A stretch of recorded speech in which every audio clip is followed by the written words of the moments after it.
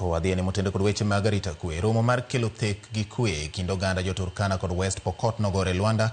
Tok jotelo mawuok West Pokot rem chopo e romo ma kamano. Jakom mar duol ma ochung' ne kelo kwe gi riwo wi oganda jo Kenya NCIC Samuel Kobia wacho ni gisebedo ka gitemo manyo kwe mochwere kind ogendini ariyogo e wi achiedh nade mosebedo kamako gi kuom kinde mathoth kamoting'o nok mar arita, laro kiew, kuodho e kind chandruoge mamoko.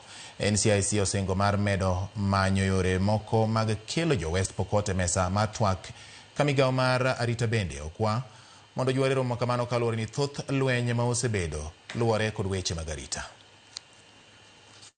Conflicts arising from cattle rustling, competition over pasture and water, boundary disputes, natural resource conflicts, and revenge attacks. These conflicts have caused loss of lives, displacement of families, and disruption of livelihoods.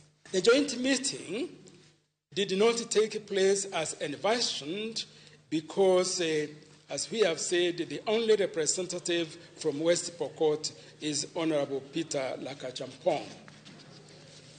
The Commission applauds the leadership of Turkana County for their commitment and willingness throughout the entire process. Consequently, the Commission will continue to explore all mechanisms in ensuring participation of the entire leadership of the two counties to sustainable peace and development.